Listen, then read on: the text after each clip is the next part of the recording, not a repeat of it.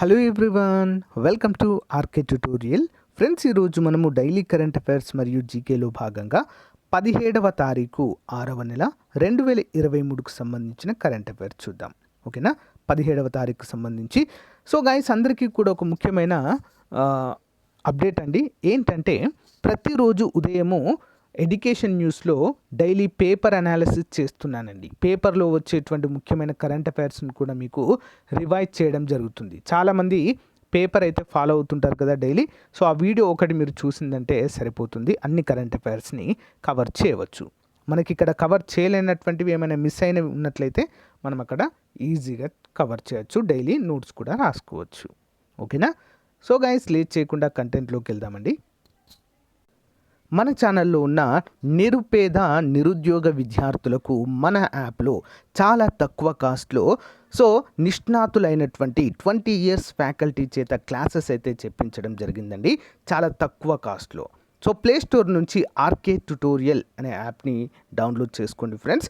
ఇక్కడ ఏపీ గ్రామవార్డు సచివాలయానికి సంబంధించినటువంటి కేటగిరీ 1 ఫుల్ కోర్సు, డిజిటల్ అసిస్టెంట్కి సంబంధించినటువంటి ఫుల్ కోర్సు, ఏపీ గ్రూప్ 2కి సంబంధించి లేటెస్ట్ సిలబస్తో అన్ని క్లాసెస్ అయితే చెప్పించడం జరిగింది. సోషియాలజీకి సంబంధించి కూడా సపరేట్ కోర్సు జస్ట్ 97 రూపీస్కి అంతే చేస్తున్నామండి, అందరు కూడా గమనించాలి.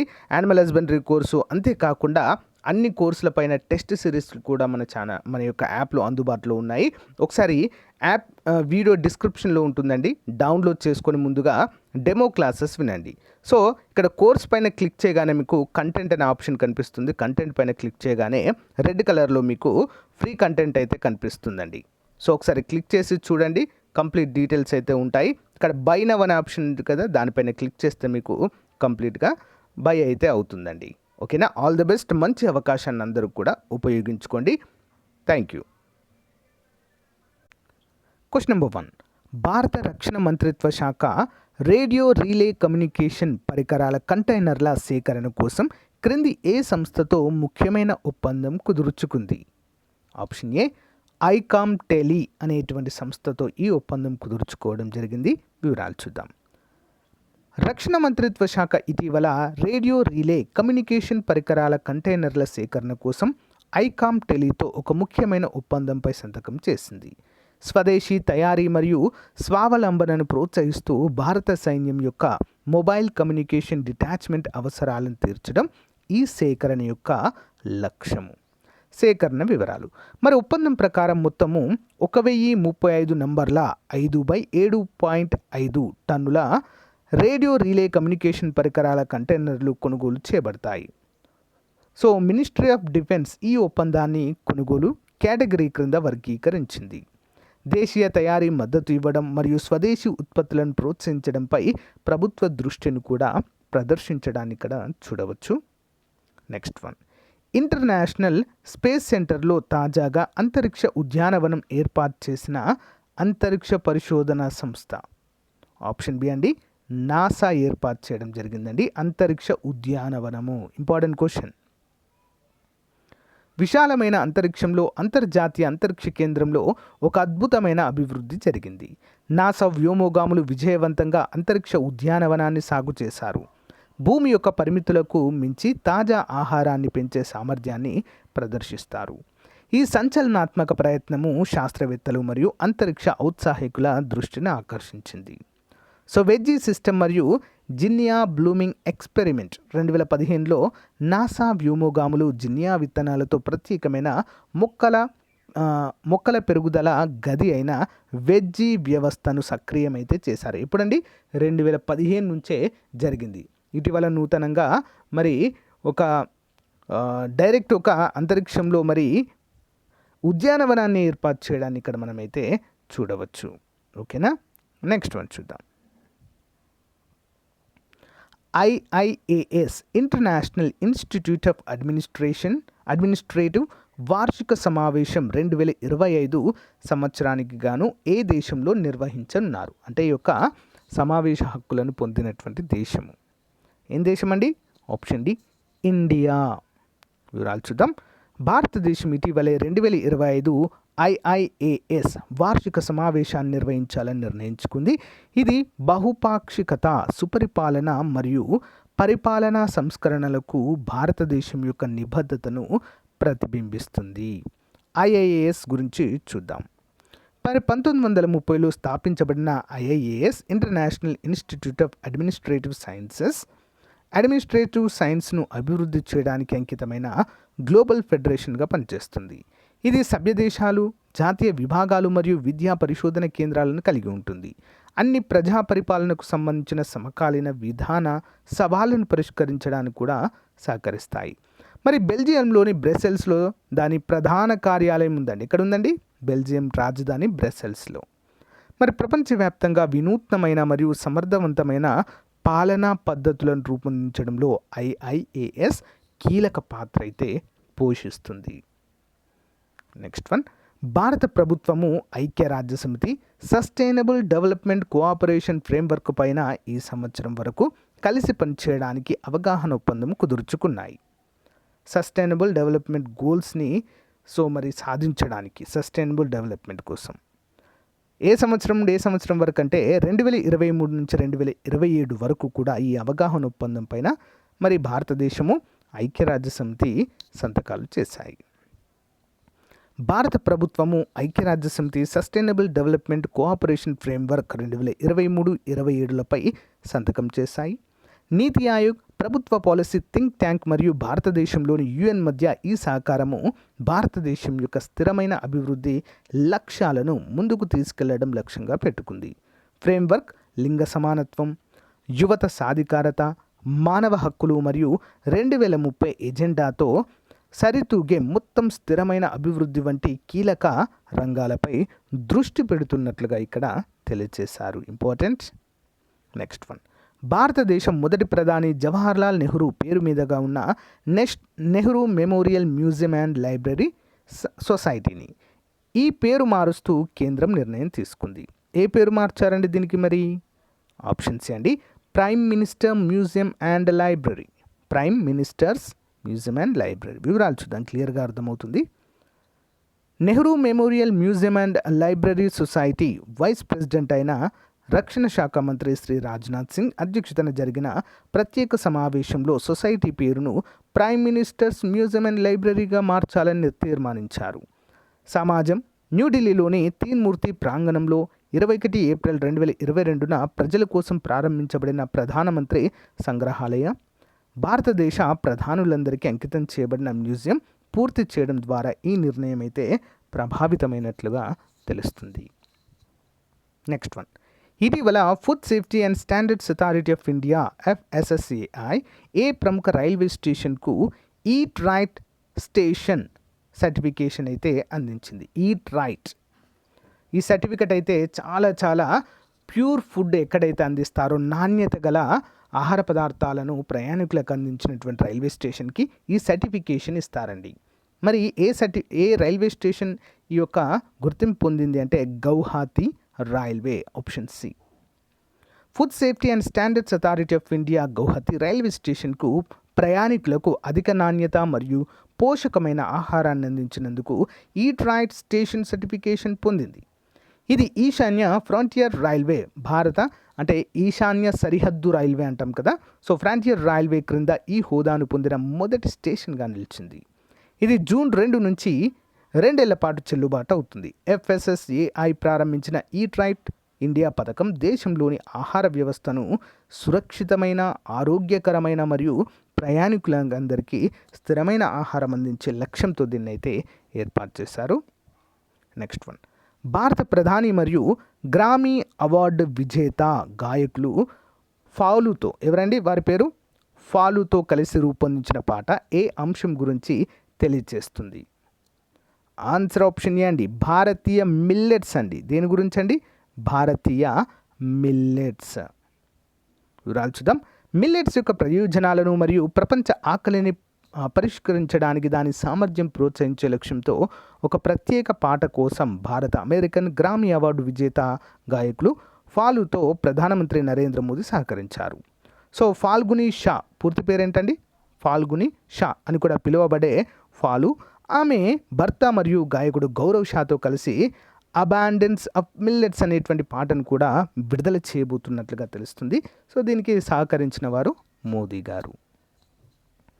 ప్రతిష్టాత్మక ఎలిజబెత్ లాంగ్ఫోర్డ్ బహుమతిని గెలుచుకున్న rebels against the Raj western fighters for India freedom 2023 చారిత్రాత్మక బయోగ్రఫీ గ్రంథ రచయిత ఎవరు? ఆప్షన్ బి అండి, రామచంద్ర గుహ గారు ఈ ప్రతిష్టాత్మక ఎలిజబెత్ లాంగ్ఫోర్డ్ బహుమతిని అయితే గెలుచుకున్నారు వారి యొక్క రచనకు గాను. వివరాలు చూద్దాం. చరిత్రకారుడు మరియు రచయిత రామచంద్ర గుహ యొక్క పుస్తకం rebels against the Raj western fighters for India's freedom 2023 historical బయోగ్రఫీకి ఎలిజబెత్ లాంగ్ఫోర్డ్ బహుమతిని గెలుచుకుంది. గుహాకు 5,000 పౌండ్స్ అంటే సుమారు 5 లక్షలు మరియు ఎలిజబెత్ లాంగ్ఫోర్డ్ యొక్క బౌండ్ కాఫీ లభించింది. జ్యూరీకి రాయ్ పోస్టర్ అధ్యక్షత వహించారు. న్యాయ నిర్ణేత కమిటీలో యాంటోనియో ఫ్రేజర్ మరియు ఫ్లోరా ఫ్రేజర్ వరుసగా లాంగ్ఫోర్డ్ కుమార్తె మరియు మనవరాలు రిచెస్ డావెన్ఫోర్డ్ హైన్స్ మరియు రానా మిట్టల్ అయితే ఉండడాన్ని చూడవచ్చు. నెక్స్ట్ వన్, అంతర్జాతీయ గ్రీన్ యాపిల్ అవార్డులు అందుకున్న భారతదేశపు మొట్టమొదటి మొజాంజాహి మార్కెట్, దుర్గం చెరువు కేబుల్ బ్రిడ్జ్, అంబేద్కర్ సచివాలయాలు మొదలగునవి ఎక్కడ ఉన్నాయి? ఈ అంతర్జాతీయ గ్రీన్ యాపిల్ అవార్డులు ప్రతిష్టాత్మకమైన ఎకో ఫ్రెండ్లీ బిల్డింగ్లకైతే ఇస్తారండి. మరి భారతదేశంలో ఫర్ ద ఫస్ట్ టైం ఈ అవార్డులు అందజేశారండి. ఎక్కడున్నాయి ఇవి? తెలంగాణలో అండి. మొత్తం 5 రావడం జరిగింది. వాటి పేర్లు కూడా చూద్దాం. అర్బన్ మరియు రియల్ ఎస్టేట్ సెక్టార్ కేటగిరీలో తెలంగాణకు అందమైన భవనాలకు అంతర్జాతీయ గ్రీన్ యాపిల్ అవార్డులు లభించాయి. భారతదేశంలో మొదటిసారిగా ఏ భవనము లేదా నిర్మాణం ఈ ప్రతిష్టాత్మక అవార్డులను అందుకుంది. ప్రపంచ పర్యావరణ ఉత్తమ పద్ధతులను గుర్తించి ప్రోత్సహించడానికి లండన్లో ఉన్న స్వతంత్ర లాభాపేక్ష లేని సంస్థ అయిన గ్రీన్ ఆర్గనైజేషన్ ఏటా ఈ అవార్డులను అందజేస్తుంది. మరి తెలంగాణ నుంచి ఎంపిక చేయబడిన 5 భవనాలు: మొజాంజాహి మార్కెట్ హెరిటేజ్ వర్గము, నెక్స్ట్ దుర్గం చెరువు కేబుల్ బ్రిడ్జ్ అండి వంతెన వర్గంలో, డాక్టర్ బిఆర్ అంబేద్కర్ తెలంగాణ రాష్ట్ర సచివాలయ భవనము సౌందర్యపరంగా రూపొందించిన కార్యాలయం మరియు కార్యస్థల విభాగంలో వస్తుంది. తెలంగాణ పోలీస్ యొక్క ఇంటిగ్రేటెడ్ కమాండ్ కంట్రోల్ సెంటర్ ఒక విలక్షణమైన కార్యాలయం కేటగిరీలో, యాదాద్రి ఆలయం అద్భుతమైన మతపరమైన నిర్మాణాల వర్గంలో. మరి 5 కూడా ఈ అవార్డు రావడం అయితే మనము చూడవచ్చు. నెక్స్ట్ వన్, అగ్నిమాపక శాఖలో 360 డిగ్రీల్లో తిరుగుతూ మనిషి కంటే వేగంగా మెట్లెక్కుతూ సేవలందించే రోబో ఫైర్ ఫైటర్ రూపొందించిన రాష్ట్రం. అంటే మన ఈ యొక్క ఫైర్ డిపార్ట్మెంట్లో ఉపయోగించేటువంటి రోబో రూపొందించిన రాష్ట్రము ఎవరండి? తెలంగాణనే అండి. తెలంగాణ అగ్నిమాపక శాఖ సిగలో మరొక కలిగితురాయి చేరనుంది. 360 డిగ్రీల్లో తిరుగుతూ మనిషి కంటే వేగంగా మెట్లెక్కుతూ కనకనమండే అగ్నికిలల్లో సైతము దూసుకెళ్లే సామర్థ్యం ఉన్న రోబో ఫైర్ ఫైటర్ను సీఎం కేసీఆర్ సూచన మేరకు కొనుగోలు చేసేందుకు తెలంగాణ అగ్నిమాపక శాఖ సమాయత్తమైంది.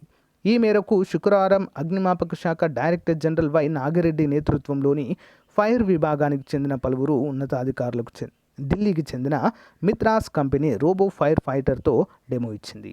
2 నుంచి 5 కిలోమీటర్ల దూరంలోనూ దీని రిమోట్ సెన్సార్ పనిచేస్తాయని కంపెనీ డైరెక్టర్ అనిల్ మిత్రా వివరించారు. Next one, additional questions. International labour organisation external ఆడిటర్గా ఎంపికైన భారతీయుడు ఎవరండి? గిరీష్ చంద్ర ముర్ము గారండి. మన భారత కాగ్ వీరు, కంట్రోలర్ అండ్ ఆడిటర్ జనరల్. మరి ఇంటర్నేషనల్ లేబర్ ఆర్గనైజేషన్లో ఈ హోదాలో ఎంపిక కావడం అయితే జరిగింది. గ్లోబల్ రెస్పాన్సిబుల్ టూరిజం సమ్మిట్ని ఏ రాష్ట్రం నిర్వహిస్తుంది? ఆన్సర్ ఆప్షన్ బి అండి, కేరళ. అటవీ భూమిని ప్రాజెక్టుల కోసం మళ్లించడాన్ని ఏ సంస్థ పరిశీలిస్తుంది ఈ అధికారం ఇస్తుంది? ఎవరికండి? అటవీ సలహా కమిటీ. ఇటీవల ప్రారంభించబడిన వైభవ్ ఫెలోషిప్ స్కీమ్ ఏ రంగానికి సంబంధించింది? వైభవ్ ఫెలోషిప్ స్కీమ్ పరిశోధనలండి, రీసెర్చ్.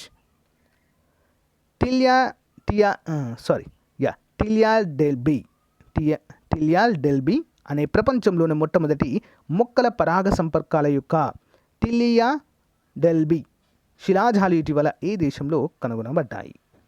ఆప్షన్స్ అండి, రష్యా. పార్లమెంటరీ భాషలో ఆదేశాలు జారీ చేయడానికి అధికారం ఉన్న పార్టీ అధికారి పేరేంటి? ఆన్సర్ ఆప్షన్ అండి, విప్ అండి. పార్టీ చీఫ్ విప్ అంటాం కదా, విప్. ప్రపంచంలో ఎలక్ట్రానిక్ ఈ బిల్ ప్రాసెసింగ్ సిస్టమ్ ఎప్పుడు ప్రారంభించబడింది అంటే 2022. వార్తల్లో కనిపించిన సమర్థ పథకం ఏ మంత్రిత్వ శాఖకు సంబంధించింది? సమర్థ. ఆప్షన్ ఏ అండి, టెక్స్టైల్ మంత్రిత్వ శాఖ. B2B global conference and expo in traditional మెడిసిన్కి ఏ రాష్ట్రం లేదా యూనియన్ టెరిటరీ హోస్ట్ చేయబడుతుంది అంటే option B Assam. Next, Nashamukt Bharat Abhiyan అనేది ఏ కేంద్ర మంత్రిత్వ శాఖ ప్రారంభించిన కార్యక్రమం? సామాజిక న్యాయము మరియు సాధికారత మంత్రిత్వ శాఖ. Daily GK question series. ఐక్యరాజ్యసమితి అధికారికంగా పనిచేయడం ప్రారంభించిన తేదీ ఎప్పటించండి? ఆప్షన్ ఏ అక్టోబర్ 24, 1945 నుంచి పనిచేయడం ప్రారంభించింది. నెక్స్ట్ వన్, క్రింద ఇవ్వబడిన అంశాలు యుఎన్ఓ సెక్రటరీ జనరల్ పనిచేసిన వారిలో ఎవరికి చెందినవి? రెండవ ఆఫ్రికా వాసి 2001లో నోబెల్ శాంతి బహుమతి పొందారు. 2003లో ఇందిరాగాంధీ సద్భావన అవార్డును పొందారు. ఎవరిని గురించి తెలియజేస్తాయండి ఇవి అంటే ఆప్షన్ బి కోఫీ అన్నన్ గారండి. కోఫీ అన్నన్ ఐక్యరాజ్య సమితికి 2 సార్లు సెక్రటరీ జనరల్గా అయినటువంటి ఆఫ్రికా వాసి. 2001లో నోబెల్ శాంతి బహుమతి పొందారు. 2003లో ఇందిరాగాంధీ సద్భావన అవార్డు కూడా పొందడం జరిగింది. కోఫీ అన్నన్ గారు గ్రేట్ పర్సన్ అండి వీరు. నెక్స్ట్ వన్, క్రింది వాటిలో సరికాని వాక్యమేంది? ఐక్యరాజ్య సమితి తొలి సమావేశం లండన్లో జరిగింది. యుఎన్ఓ కొత్త ప్రాంతీయ కార్యాలయం జెనీవాలో ఉంది. సరైనది ఏంటంటే ఆప్షన్ బి 2 మాత్రమే సరైనదండి. ఐక్యరాజ్య సమితి తొలి సమావేశం లండన్లో జరగలేదు, న్యూయార్క్లో జరిగింది. ఓకేనా. మరి యుఎన్ఓ కొత్త ప్రాంతీయ కార్యాలయం జెనీవాలో కూడా ఉంది. అంతర్జాతీయ న్యాయస్థానంలో న్యాయమూర్తుల పదవి సుమారు ఎన్ని సంవత్సరాలు ఉంటుంది? ఆన్సర్ ఆప్షన్స్ అండి 9 సంవత్సరాలు. ఇటీవల కానిస్టేబుల్ ఎగ్జామ్లో అడిగినటువంటి క్వశ్చన్ అండి ఇది. క్రింది వాటిలో సరైన సమాధానం. భద్రతా మండలి ప్రారంభంలో 11 సభ్య దేశాలు ఉండేవి. సాధారణ సభలో హిందీలో ప్రసంగించిన 2వ భారత ప్రధాని Narendra Modi. Answer option D 2 సరైనవే అండి. మరి మొదటి ప్రధాని ఎవరండి? అటల్ బిహారీ వాజ్పేయి గారు హిందీలో ప్రసంగించడం జరిగింది సాధారణ మండలిలో, ఐక్యరాజ్య సమితి సాధారణ మండలిలో. మరి భద్రతా మండలిలో ప్రారంభంలో 5 సభ్య దేశాలు ఉండేవి, శాశ్వత సభ్య దేశాలు. ఇప్పుడు 5 మాత్రమే అయ్యాయి. 11 ఉండేది ఫస్ట్, ఇప్పుడు 5 అయ్యాయి. నెక్స్ట్, సెక్రటరీ జనరల్గా అతి తక్కువ కాలం పనిచేసిన వ్యక్తి క్రింది వారిలో ఎవరో గుర్తించండి. ఆప్షన్ ఏ బ్రౌతోస్ ఘలి అనేటువంటి వ్యక్తి. క్రింది వాటిని జతపరచండి. అంతర్జాతీయ పర్యాటక సంవత్సరం, మానవ హక్కుల సంవత్సరం, అంతర్జాతీయ విద్యా సంవత్సరము, మహిళా సంవత్సరము. ఆప్షన్ బి అండి. 1 by 1 చూద్దాం. అంతర్జాతీయ పర్యాటక సంవత్సరము 1967, అంతర్జాతీయ మానవ హక్కుల సంవత్సరము 1968, అంతర్జాతీయ విద్యా సంవత్సరం 1970, మహిళా సంవత్సరము 1975గా మరి ఐక్యరాజ్య సమితి గుర్తించింది. ప్రకృతి వైపరీత్యాలు ఏర్పడినప్పుడు ఆహార అవసరాలను తీర్చడానికి ఏమి తోడ్పడుతుంది? ఆప్షన్స్ అండి. ప్రపంచ ఆహార పథకము ఇంపార్టెంట్. క్రింది వాటిలో తప్పుగా జతపరచబడినది ఆప్షన్ బి అండి. IFC 1965 అనేది తప్పు అండి. ఓకే, మిగతావన్నీ కూడా కరెక్టే. ఏ సంస్థ యొక్క మొట్టమొదటి సమావేశం 1951 మార్చిలో ప్యారిస్లో జరిగింది? ఆప్షన్ డి అండి. ప్రపంచ వాతావరణ సంస్థ. సో గాయస్, ఇది రోజుకు సంబంధించిన క్లాస్. మీకు నచ్చితే లైక్ చేయండి, తప్పకుండా మీ ఫ్రెండ్స్తో షేర్ చేయడం మాత్రం మర్చిపోవద్దు. Thank you, have a nice day, bye. So guys, ఎవరికైనా సమాజ శాస్త్రం సోషియాలజీ పైన కంప్లీట్ కోర్స్ కావాలి అనుకుంటే, సో మరి డైలీ క్లాస్లో చెప్పినటువంటి PDF ప్లస్ క్లాస్లో చెప్పినటువంటి టెస్ట్ సిరీస్ మేము ప్రాక్టీస్ చేసుకోవాలి కదా క్వశ్చన్స్ అని ఎవరికైనా అనుకున్నట్లయితే 500 రూపాయల కోర్సుని జస్ట్ 99 రూపీస్కి అయితే అందచేయడం జరుగుతుందండి. మన యాప్ డౌన్లోడ్ చేసుకోండి. యాప్లో అయితే దీన్ని అప్డేట్ చేస్తాను. ఈరోజు ఈవినింగ్ వరకు ఇంట్రెస్ట్ ఉన్న వారు తీసుకోండి ఫ్రెండ్స్. ఓకేనా. సో కంప్లీట్గా మీకైతే అప్డేట్ చేయడం జరుగుతుంది. ఈరోజు మనం చెప్పుకున్న క్లాస్ యొక్క PDF కూడా మీకు అక్కడ అందుబాటులో ఉంటుంది. మంచి అవకాశము సచివాలయ అభ్యర్థులకు, CDPO అభ్యర్థులకు కూడా ఇది మోస్ట్ ఇంపార్టెంట్గా చెప్పుకోవచ్చు. జాబ్ డిసైడింగ్ అండి. మొత్తము 27 టాపిక్ల పైన PDF, 27 టాపిక్ల పైన మొత్తము టెస్ట్ సిరీస్ కూడా మనకు అందుబాటులో ఉండేలా చూద్దాం. ఓకేనా. Thank you, all the best.